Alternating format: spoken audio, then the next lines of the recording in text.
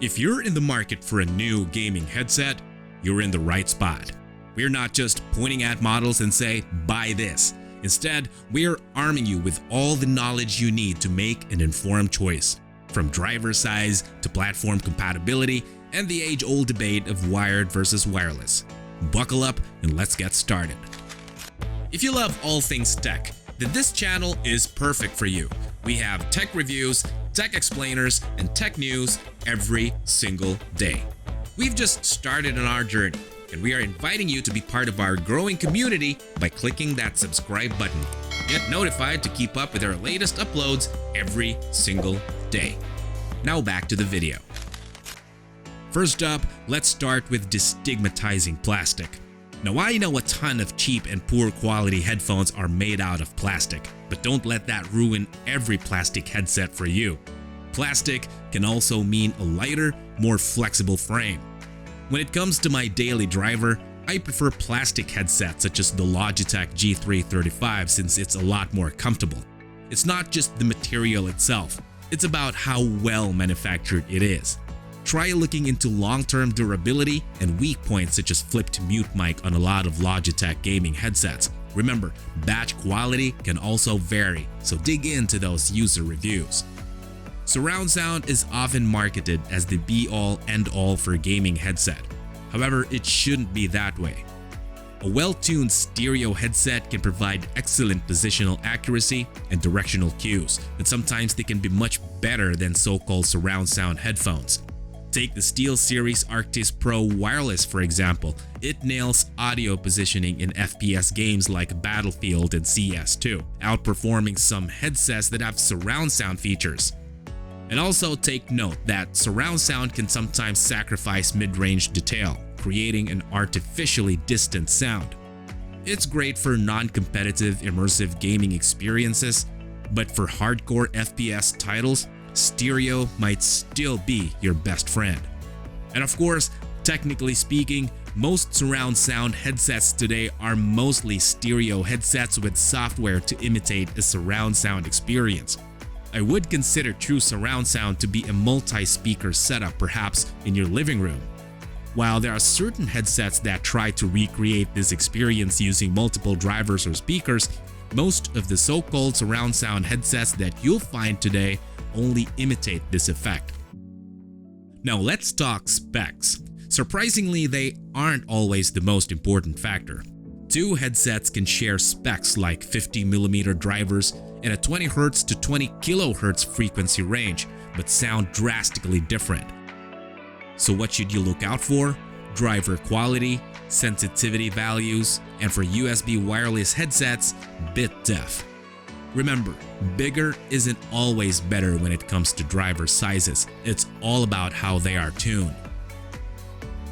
Another huge thing to consider is whether you should get open back, closed back, or perhaps somewhere in between.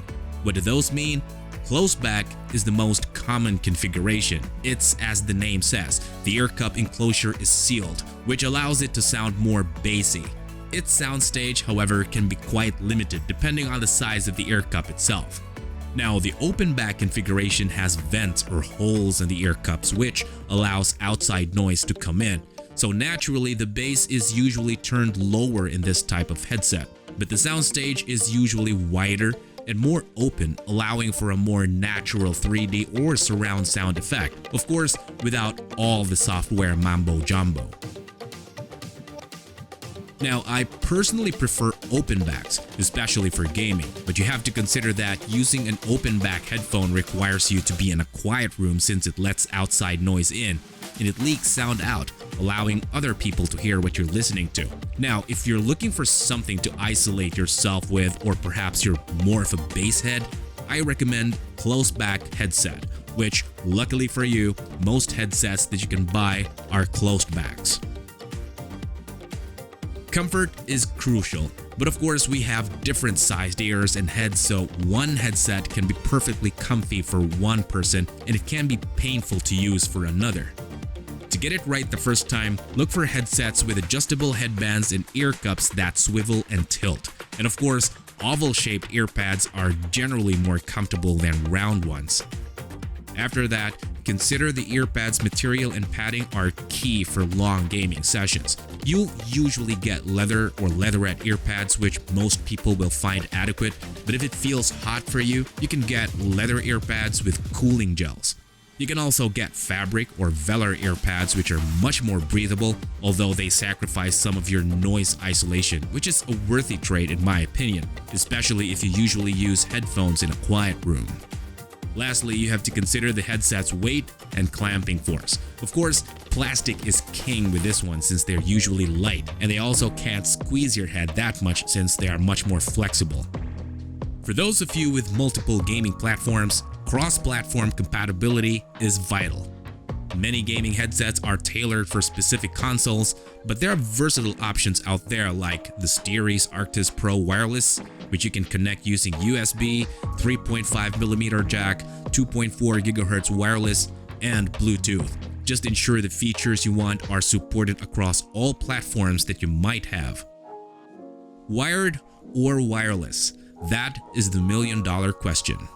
Wireless headsets offer freedom and have come a long way in terms of quality and latency. However, they can be pricier and require regular charging.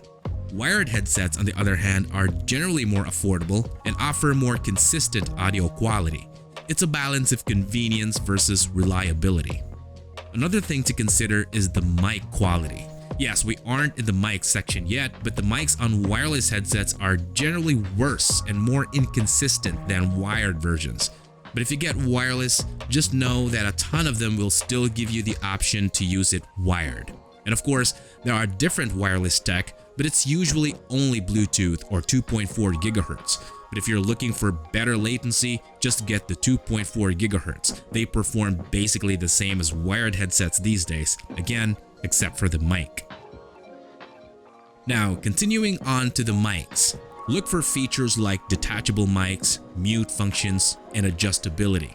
I just recommend looking for things that'll make your life easier because let's face it, mic quality on most headsets are just okay. They're not bad, not amazing either, just okay. And this applies whether we're talking about wired or wireless, despite me saying that wired headsets generally have better microphones. But of course, if you really want to get that great sound, there are always mods and software to improve your mic quality. Finally, I should also say that audio quality is highly subjective.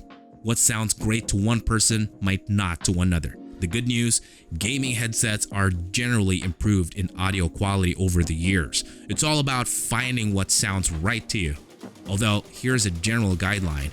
If you want to feel the sound more, go for a bassy set of headphones. But if you're all about clarity, get a neutral tone or even a treble-rich headphone.